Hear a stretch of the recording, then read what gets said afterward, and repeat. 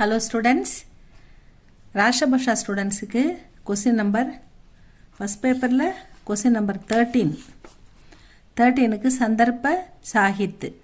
அதுக்கு நம்ம 3 இம்பார்ட்டண்ட்டு 2 எழுதணும். நீங்கள் 3 போட்டிருக்கோம், இன்னும் 2 மட்டும் பார்த்துருங்க ஸ்டூடெண்ட்ஸ். இந்த 5 கவனமாக பார்த்துட்டு போங்க. இதுலேருந்து உங்களுக்கு 10 மார்க் ஈஸியாக கிடச்சிரும். இதில் அரே மை நாகக்கு மாறா ஜாத்தாகும் யஹா படி ஹி அந்தேராக குருஜி தும் கஹா ஹோ. அரே ஐயோ, நான் எந்த தப்பும் பண்ணாமல் கொல்லப்பட போகிறேன், என்னை கொல்ல போகிறாங்க. யஹா படி ஹி அந்தேராக, இங்கே ரொம்ப இருட்டாக இருக்குது. அதாவது இது ரொம்ப இருண்ட நகரமாக இருக்குது. அறிவுன்ற வெளியே வெளிச்சமே இல்லாத, எல்லாம் அறிவில்லாத மூடர்களாக ஒரு இருண்ட நகரமாக இருக்குது. குருஜி, குருவே, தும் கஹா ஹோ, நீங்கள் எங்கே இருக்கீங்க அப்படின்னு நம்ம கோவர்தன் தாஸ் சொல்லுவார் அந்தேர் நகரியில். இது எந்த இடத்துலேருந்து இந்த குருஜியை பார்த்தோன்னே உங்களுக்கு அந்தேர் நகரி ஞாபகம் வந்துடணும். பிரசங்கு பாருங்கள். யகு வாக்கிய அந்தேர் நகரி நாமக் ஏகாங்கி சே தியா கயாக. இந்த வாக்கியம் அந்தேர் நகரி என்ற பெயருடைய, நாம்னா பெயருடைய, ஏகாங்கி நாடகத்திலிருந்து, ஏகாங்கி சே அப்படின்னா நாடகத்திலிருந்து, தியா கயாக கொடுக்கப்பட்டிருக்கிறது. இஸ்கே ஏகாங்கி கார், இதோட ஆத்தர் பார்தேந்து ஹரிச்சந்திரஹ. இந்த அந்தேர் நகரி அப்புறம் பார்தேந்து ஹரிச்சந்திர, இது 2 எழுதினாலே உங்களுக்கு ஒரு 2 மார்க் கிடைக்கும் ஸ்டூடெண்ட்ஸ். எப்பவுமே சந்தர்ப்பம் ரொம்ப ஈஸியாக இருக்கும், அதனால் அதை நல்லா பார்த்துக்கோங்க. அந்த நேமெல்லாம் எழுதிட்டு இந்த வாக்கியத்துலேருந்து ஏதாவது உங்களுக்கு புரிஞ்சதை எழுதி வச்சா கூட உங்களுக்கு 10 டோட்டலாக 10 மார்க்குக்கு ஒரு 7 மார்க் அந்த மாதிரி கிடச்சிரும். உங்களுக்கு டோட்டலுக்கு ரொம்ப ஹெல்ப்பாக இருக்கும். ஜப் கோவர்தன் தாஸ்கோ ஃபாம்சி கி சஜா தி ஜாத்தி ஹை.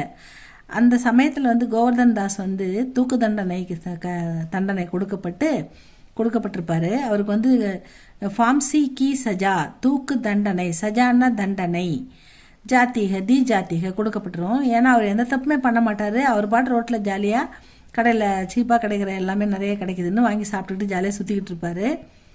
இந்த தூக்கு கயிறு அவருக்கு பொருத்தமாக இருக்குதுன்ற ஒரே காரணத்துக்காக அவர் எட்டுனது தூக்கில் போட போவாங்க. அப்போ தான் அவருக்கு அது குருஜி சொன்னது ஞாபகம் வந்துடும். இந்த நகரம் ரொம்ப ஆபத்து, இங்கே தங்கக்கூடாதுன்னு குருஜி சொன்னார். அவர் பேச்சை கேட்காம இங்கே தங்குவார். இவர் தண்டனையும் கொடுத்து தூக்குலையும் போட போகிறாங்க. ஸோ அதனால் அவருக்கு என்ன ஆகுதுன்னா, தபு கோவர்தன் தாஸ் அப்பனே குருக்கு யாது கர்த்தேகன், தன்னுடைய குருவை நினைவு கூர்றார், நினச்சி பார்க்குறாரு. ஏன்னா குருஜி சொல்லிட்டு போவார், இந்த நகரம் ரொம்ப ஆபத்தானது, இங்கே தங்கினா நம்மளுக்கு ஆபத்தி ஆகி நகர்க்கே ராஜா என்ன சொல்கிறது மூர்க்கக, இந்த நகரத்தின் ராஜா முட்டாளாக இருப்பார் பொழுது, இந்த நகரம் ரொம்ப இங்கே தங்கக்கூடாது, இங்கே தங்கினா நமக்கு ஆபத்து வரும்னு சொன்னால் இங்கே தங்க மாட்டேன்னு சொல்லுவார். இவங்கெல்லாம் நாங்கள் தங்கிட்டு ஒரு 2 நாள் வரோன்னு சொல்லுவாங்க. அதுக்குள்ளே இவங்களுக்கு இவ்வளோ பெரிய பிரச்சனை வந்துடும். அப்படி ஏதாவது ஆபத்து வந்தால் என்ன நினச்சிக்கோப்பான்னு சொல்லிட்டு போவார் குருஜி. அதனால் கோவர்தன் தன்னுடைய குருஜியை இந்த ஆபத்துலேருந்து எப்படியாவது காப்பாற்றுவார்னு நினைக்கிறாரு. கோவர்தன் அப்படியே குருக்கு யாது கர்த்தே ஹுயே ஐசா ககத்தாக, அப்படி குருஜியை நினைக்கும் போது இப்படி சொல்கிறார். குருஜி தும் கஹா ஹோ அப்படின்னு சொல்கிறார் இல்லைங்களா, இந்த குருஜியை நினைக்கும் போது இப்படி சொல்கிறாருன்னு சொல்கிறாங்க. பாவார்த்தை பாருங்க. அந்தேர் நகரி மே ராஜா கி மூர்க்கதா கே காரன் கோவர்தன் தாஸ் கோ ஃபாம்சி கி சஜா தி ஜாத்தி ஹை. குருஜியோட 2 சிஷ்யர்கள் நாராயண் தாஸ், கோவர்தன் தாஸ், 2 பேர் இங்கே நகரத்தை சுற்றி பார்த்துக்கிட்டு இருப்பாங்க. அதில் கோவர்தன் தாஸ் நல்லா மோட்டாவாக வாட்டசாட்டமாக இருப்பார். இந்த தூக்கு கயிறுக்கு வாட்டமாக இருக்கிறன்ட்டு அவர் தூக்கிட்டு தண்டனை கொடுக்க இந்த மூர்க்க ராஜா, அதாவது அந்தேர் நகரியுமே ராஜா, அந்தேர் நகரத்தில் இருக்கிற ராஜா மூர்க்கத்தா, அவருடைய முட்டாள்தனத்தின் காரணமாக, மூர்க்கத்தாக்கே காரன், முட்டாள்தனத்தின் காரணமாக கோவர்தன் தாஸ்க்கு ஃபாம்சிக்கு சஜா தி ஜாத்திக, கோவர்தன் தாஸ் எந்த தப்புமே பண்ணாத ஒருத்தருக்கு தூக்கு தண்டனை கொடுத்துருவாரு. தபு கோவர்தன் தாஸ் இஸ் சங்கட் சே, இந்த சங்கடமான சூழ்நிலையிலிருந்து தன்னை காப்பாற்றுறதுக்கு பச்சனே கேலியே, பச்சனானா காப்பாற்றுறது, அந்த என்ன பண்ணுறதுன்னு தெரியாமல் மாட்டிக்கிட்டாரு. அதனால் தன்னுடைய குருவை யாது கர்த்தாக நினைக்கிறாரு மனசுக்குள்ளே. குருஜி தும் கஹா ஹோ, நான் இங்கே ஆபத்தில் மாட்டிக்கிட்டா என்னை காப்பாற்றுங்க அப்படின்னு நினச்சி அவரை குருவை நினைக்கிறாரு. அதுதான், அவ்வளோதான் ஸ்டூடெண்ட்ஸ். இதில் அந்தேர் நகரிமே ராஜா கி மூர்க்கதா கே காரன் கோவர்தன் தாஸ் கோ ஃபாம்சி கி சஜா தி ஜாத்தி ஹை. तब गोवर्धन दास इस संकट से बचने के लिए अपने गुरु की याद करता है. இவ்வளோ தான் ஸ்டூடெண்ட்ஸ் இந்த சந்தர்ப்ப சாஹித். அடுத்தது பாருங்கள், இன்னும் ஒன்றே ஒரு இம்பார்ட்டன்ட், இதை பார்த்துக்கோங்க. நிறைய கொடுத்துருந்தா கூட இந்த 5 மட்டும் நீங்கள் படிச்சுட்டு போனால் கண்டிப்பாக இந்த 10 மார்க் நீங்கள் எடுத்துருவீங்க. ஐசா ஸ்திதி. ऐसा स्थिति में चूहे की तरह बिल में घुसे रहने से तो अच्छा है हम शेर की तरह शत्रु पर टूट पड़े. அதாவது இந்த ஐசி ஸ்திதினா இந்த மாதிரி நிலைமையில் சூஹேக்கு தரகு எலிய போல, பில்மே அந்த பொந்துக்குள்ள, குசே ரகனை எலி பொந்துக்குள்ள போய் பதுங்கி இருக்கிறத விட, ரகனே சே தோ அச்சாக அதை எலி போல வலைக்குள்ள பதுங்கி இருக்கிறத விட நல்லது. ஹம் ஷேர்கி தரக் நாம் சிங்கம் போல சத்ருவை எதிர்த்து, சத்ருனா எனிமியா எதிரிகளை எதிர்த்து, டூட்டு படை சிங்கம் போல பாய்ந்து சண்டை போடுறது சிறந்தது அப்படின்னு சொல்கிறாங்க. இது எங்கன்னு பாருங்க, பிரசங்க எஹ் வாக்கிய ஷஹீத் ஜல்காரி பாயி நாமக் ஏகாங்கி சே தியா கயாக. இந்த வாக்கியம் ஷஹீத் ஜல்காரி பாயி என்ற பெயருடைய நாடகத்திலிருந்து தியாகையாக கொடுக்கப்பட்டிருக்கிறது. ஏகாங்கினா நாடகம். ராணி லக்ஷ்மிபாயி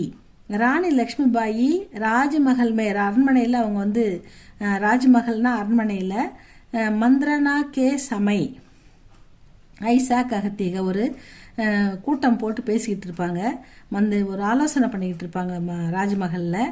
அப்படி ஏன்னா சுற்றி வளைச்சிட்டாங்க அங்கிரேஜி படன்றதால், ஆங்கிலேயர்கள் சுற்றி வளைச்சிட்டாங்க, நம்ம என்ன பண்ணுறது அப்படின்னு இப்போ என்ன முடிவு எடுக்கலாம்னு அவங்க அரண்மனைக்குள்ளே கூட்டம் போட்டு ஒரு மீட்டிங் மாதிரி போட்டு பேசிக்கிட்டு இருப்பாங்க. ராணி லக்ஷ்மிபாயி ராஜ்மஹல்மே மந்திரணா கே சமை அந்த ஆலோசனை நேரத்தில் ஐசா ககத்தீக எப்படி சொல்கிறார்கள் அப்படின்னு வந்திருக்கு. நம்ம வெளியில் போயிடணும், நீங்கள் எப்படியா தப்பிச்சு போயிடணும் அப்படின்னு சொல்கிறாங்க. லேக்கின் ராணி யஹ்பாத் நஹி மான்தி. ஆனால் இந்த வார்த்தையை அவங்க கேட்கல, இப்படி சொல்கிறத அவங்க நஹி மான்தி அவங்க ஏற்றுக்கல. மான்னானா ஒபே பண்ணுறது அவங்க ஏற்றுக்கல. வகு காயர் பன்கர் சூஹேக்கி தர. காயர்னா கவர்டு, கோழை.